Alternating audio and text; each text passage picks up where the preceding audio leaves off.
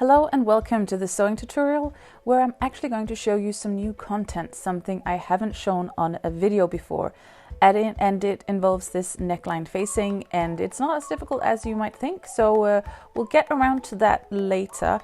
First of all, I've got this lovely fabric here. It's some cotton from Selfmade, and here I'm placing it in with a double fold, and that means 4 layers in total, and then I have to have a top to actually trace from as well. So as you can see, there is a fold there, and I'm placing the top on top of the fold, so the folded top is aligned with the folded fabric. And yes, all 4 layers of the fabric is lying here.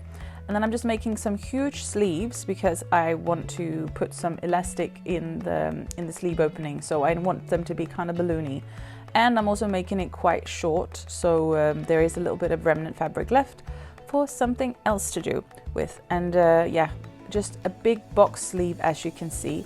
I'm making a small sleeve neck opening, and then I'm just cutting a wider neck opening on the front piece there. And then you can adjust it as when you've stitched the parts together, but first of all I just like to make kind of a small neck opening. And that's all the places you need to stitch the parts together, and that's what I'm going to do now here, just placing them so you can see you have a back piece and a front piece, and you can see here the difference in the 2 neck openings. So I always start by stitching the parts together from the neck opening down along the shoulder seam and down towards one of the sleeve openings, as you can see here, that way, and then going down from the sleeve opening on the other side and then all the way down to the bottom. And I'm just doing it with my serger, so stitching it all together with my serger, because that's a nice and easy way to do. You can also use a normal sewing machine, and then you can zigzag all the edges so they don't fray, and then stitch them together normally afterwards. But the serger is so cool and so nice, so I'm just doing it like that. And that was just me starting the other way around and actually starting from the bottom instead of from the shoulder seam, as I said I always do. I guess I don't always do it, but mostly. So now we have the pieces stitched together, and I can fold the top out so you can see what it looks like when it's faced out to front. And then I'm just doing a quick serger seam on the sleeve openings so those edges of the fabric don't fray, because this is cotton, so it can actually fray a little bit. So it's good to do a serger stitch or a zigzag stitch there. And I'm doing the same at the bottom, and I'm actually ending up keeping this kind of serger seam there and not folding it in towards the back, because I've got some yellow thread in and I think it looks quite cool. So now I've just tried on the top to make sure that I don't need the neck opening any bigger, and I'm placing 2 layers of fabric underneath and just cutting along the line of the back neck opening, as you can see there. And then I'm just taking one of the pieces away and marking where the front neck opening is, and then cutting that away on the other side. So you can see here I've got 2 pieces of fabric that have the same opening as the neck opening, and I'm just stitching them together kind of down what is the shoulder seam, even though of course it's not a complete shoulder seam. And there you can see here what it looks like, and then I'm just cutting around it, so I've got maybe 6 centimeters all the way around, because I don't need that facing to be that large. I just need to have a little bit of fabric there. So there you can see a quick serger seam on the outside of it, not on the inside, because that will be hidden away inside, so I'm not that worried about those edges fraying. And I'm just facing the top so the fabric is out to front, and then putting the neckline facing on top, so those 2 pieces of fabric are facing each other front to front. And you can put pins in here or wonder clips, as I'm doing, to hold the pieces in place. And soon we're ready to stitch them together. They should fit very well now, because you measured the facing from the actual neck opening, so that should be fine. And then I'm just stitching the pieces together on a normal sewing machine with a normal straight stitch, just like approximately 1 centimeter from the edge. And this is a really good way to finish a neck opening if you don't want to use bias tape. Then this is an easy way. If you have a little bit of fabric left over, then you can just do it with that, and it looks very pretty. Looks very kind of with like it has a very nice finish afterwards. So that's what I like to do sometimes. And soon we've stitched all the way around. That's the last little bit there. The wonder clips go off, And then you can see as I pull it out what it looks like. Yes, that's very cool. As you can see here, then you can completely hide the fray, the edges kind of that maybe will fray inside. Just fold the facing part down in towards the back, and then we've got a nice beautiful seam there in the fold. And yeah, I'm just putting one of the clips in because of course I'm just going to give it a stitch on top of that just to keep it in place. And like that. And you could always give it a press as well with an iron just to make sure that it's lying completely nice and flat. So into the machine with that, and again just approximately a centimeter from the edge, then it's nice, looking nice and flat. And then that neckline facing won't go anywhere, it will stay where it's supposed to be. So yeah, a good and easy way to do a different neck opening finish instead of the bias tape that I usually do, or the kind of fold towards the front as I do a lot of the times when it's jersey fabrics I'm sewing in, or a tube lining. So then this is definitely another good way to do it. And all the way around, nice and easy. And then cutting off the threads. See how nice that looks? Very cool, beautiful, yes. And of course if you use very see-through fabric, then you will see the kind of the facing bit inside it, but with this fabric it's fine.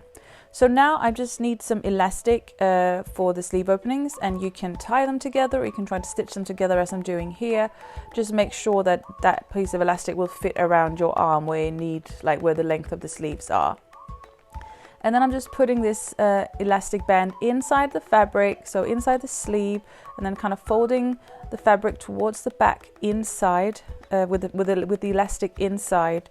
And then pulling it as I go along, so I'm making sure that I'm stretching out the fabric as I'm sewing, because of course this elastic piece will be smaller than the actual sleeve opening because it will need together. So again, I'm just placing the elastic in there, so I'm like creating a tube that I stitch on as I go along with the elastic already inside, making sure that I don't stitch the elastic close to the fabric. I just have the tube casing where the elastic can move inside, and it's not stitched onto the fabric because I prefer that it can move like so. And that's the nice balloon sleeves done. And as you can see, it's also quite a wide, big top, and it's for my daughter, and she has she's very slim, so I'm just going to try to create like this ruffle effect that will make it very that will kind of take it in towards her waist, but still have a lot of the fabric kind of gathered around her. So I'm using this very, very thin and nice fabric and just placing it on top of the waist, approximately where the waist is, making sure that it's kind of that it's detailed enough put on, so it's not too wonky, that it is like the same distance from the bottom all the way around. And of course I'm doing this, as you can also see on the neckline, the neckline facing, I'm doing this from the back side of the fabric, and I'm making sure that that kind of tape has a little bit of overlap. And then I'm just stitching it on in one side of the fabric, because I'm again trying to create this channel, trying to create a tube where I can put some elastic into. So I'm just stitching it onto the top itself, and making sure that I'm going as close to the edge of the tape as possible, so there is space for me to also stitch it on the other side of the fabric, and then still to get some elastic through that little tunnel with the help from a safety pin. So yes, it's got some pins in to keep that tape piece of fabric in place. So I'm just taking them out as I go along. And that was just me moving the sewing machine foot to the other side of the tape. So now it's kind of turning into this closed tunnel. And it doesn't matter that it's not perfectly even stitched on, because I'm doing it with kind of a light pink color, so you won't really see it from the other side. But now we've created this tunnel, and of course, because there is the little overlap, then there still is an opening. It hasn't been closed up. So I'll put some elastic onto a safety pin and then put the safety pin with the elastic attached to it into this tunnel, because then you can kind of squeeze the safety pin around so you don't lose it inside the tunnel, and then you get it out on the other side. And once you do that, of course, then you can pull out the safety pin and stitch the elastic together or make a little knot so you have the desired length of the elastic around the waist, that depending on how wide you are. So this is just about getting the elastic all the way through, making sure that it fits. There comes the safety pin popping out, and then I'm just pulling, so I'm making sure I've got enough elastic so it's not going to be too tight for my daughter, but it's going to fit well enough. You can always put the two ends together with a safety pin just to make sure that you have enough, and then you tie them together. And if you need to make them smaller or bigger, you can always adjust that later by adding a bit more elastic or taking some away. And here we have the nice ruffled waist top that makes it a little bit different, and it sure looks very nice on her, and it was a fun make. So thank you for watching, and see you next time. Bye bye.